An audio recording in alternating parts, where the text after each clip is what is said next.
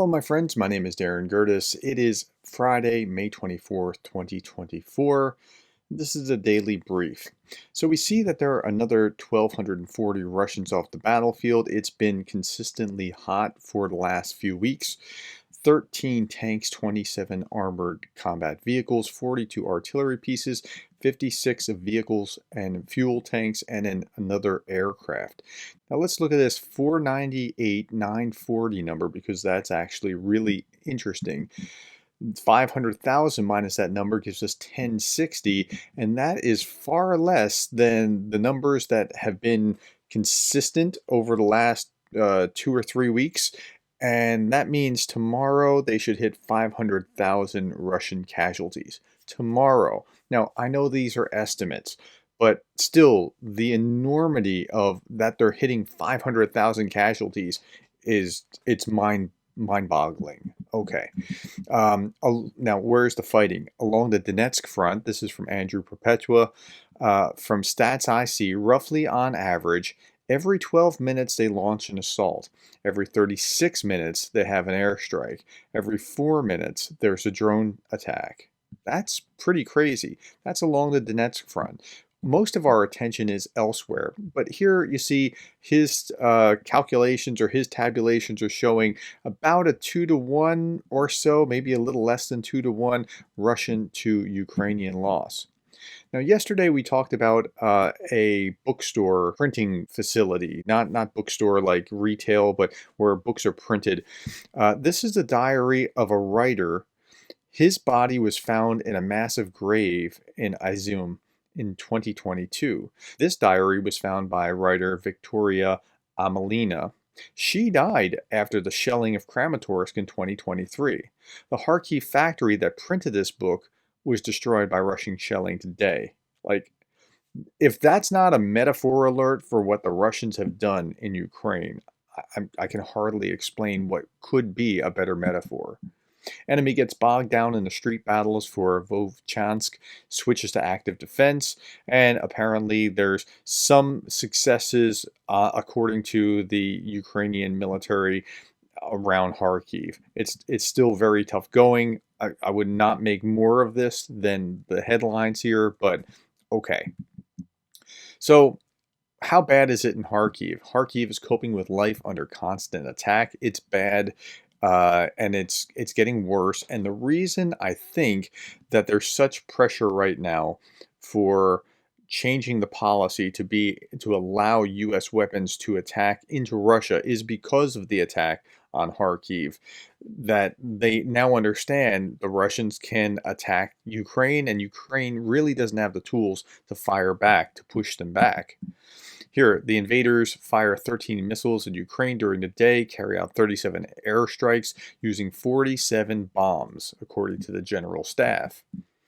U.S. supplied glide bombs struggle against Russian jamming. So Russian jamming has kept many of Ukraine's relatively new long-range GLSDB bombs from hitting their intended targets. 3 people familiar with the problem have told Reuters. The Boeing and Saab-made ground-launched small-diameter bombs have a 161-kilometer range. It launches with a rocket motor and then wings pop out to extend its range. But its guidance system has been targeted by Russian jamming that its makers are struggling to counteract. I thought, wow, that's really amazing that the Russians are able to do that, especially when the Russians have almost perfected the art of glide bombs, taking dumb munitions from the Soviet era and turning them into a massive threat. This is 5 days ago in the BBC. Russia's glide bombs devastating Ukraine cities on the cheap. Russia is increasingly using glide bombs, cheap but highly destructive ordnance, to advance its offensive in Ukraine.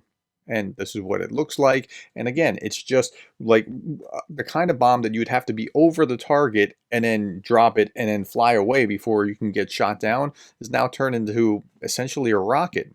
Glide bombs are built by adding fold-out wings and satellite navigation to old Soviet bombs. They are cheap but destructive. Russian forces are now using glide bombs to attack the northern city of Kharkiv. Ukraine has so far struggled to counter them. Okay, a little bit more. They are fitted with pop-out wings, which after the bomb is dropped, will flick out to allow it to glide to much longer distances. Their attached satellite guidance system allows targeting of a stationary position with relatively high accuracy. He says that glide kits, which are mass-produced and pretty mechanically simple, are added to Soviet bombs, of which the Russians have a plentiful supply, meaning the cost per weapon can be somewhere in the region between $20,000 to $30,000. Like, and yet this works, and the latest, greatest that we got from Boeing and Saab are not working, and that's really remarkable. Okay, let's keep going.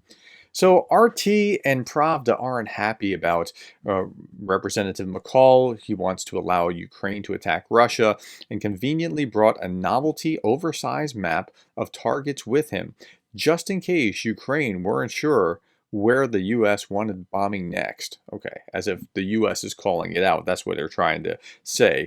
But no, he's just saying you should be able to reach deep within Russia to attack legitimate targets. Here's Pravda carrying the same kind of thing. U.S. politicians willing to start war with Russia should be dumped in the landfill of history, which is a little nod to Reagan's ash heap of history. What I'm describing now is a plan and a hope for the long term, the march of freedom and democracy, which will leave Marxist-Leninism on the ash heap of history. So that's what we're talking about with the landfill of history. I guess it's a modern equivalent. U.S. officials go insane by showing map of Russia suitable for a ATACMS strike, and that's what we're talking about here with McCall. U.S. State Department approved the idea of Ukrainian attacks on the Russian territory, the New York Times said. Well, not exactly, and that's misleading, but again, we're dealing with Pravda. There is a discussion going on and it's driven by the State Department, but it's not approved in any meaningful way. At the very end of the article, it said this: State Duma deputy from Crimea, member of the Security Committee, Mikhail Sheremet, said that the demonstration of the map of Russia with regions suitable for ATACMS missile strikes was insane.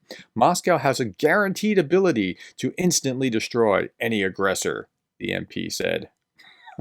Do they now? Okay, well, explosions were heard in different parts of the occupied Crimea this night. According to the head of the Occupation Administration of Crimea, 2 civilians were killed in a missile attack.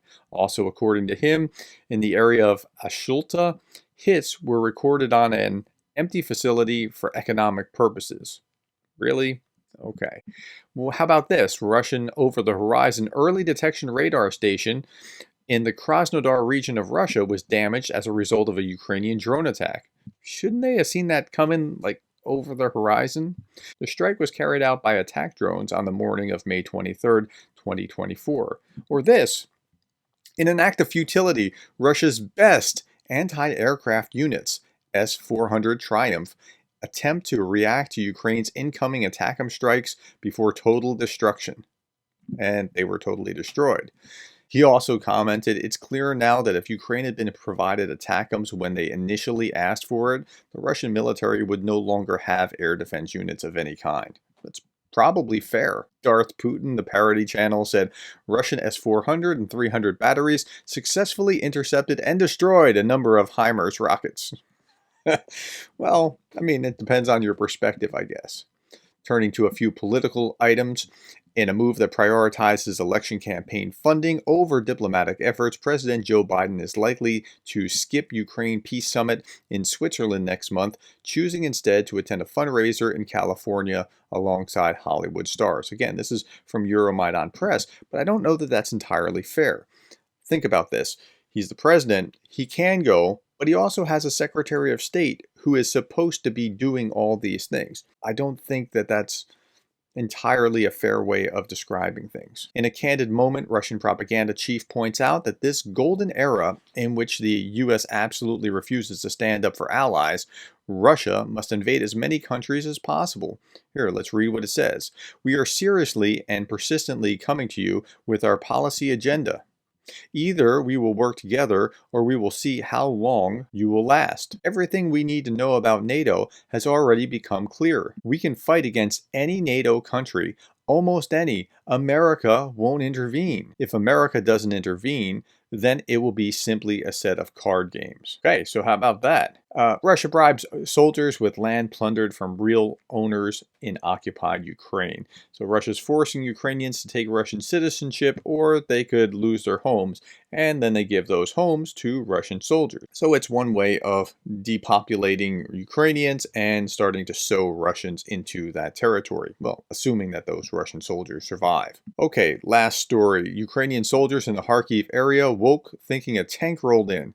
It's just a Ukrainian farmer going about his business, spraying his field, apparently within the range of FPVs. Like, that's just hardcore. He's just spraying the field like nothing's going on. Just got to get it done. Oh my. All right. Thank you, my friends. Thank you for the likes, the shares, the subscribes. Thank you for your comments below. And thank you for being the kind of person that cares about Ukraine.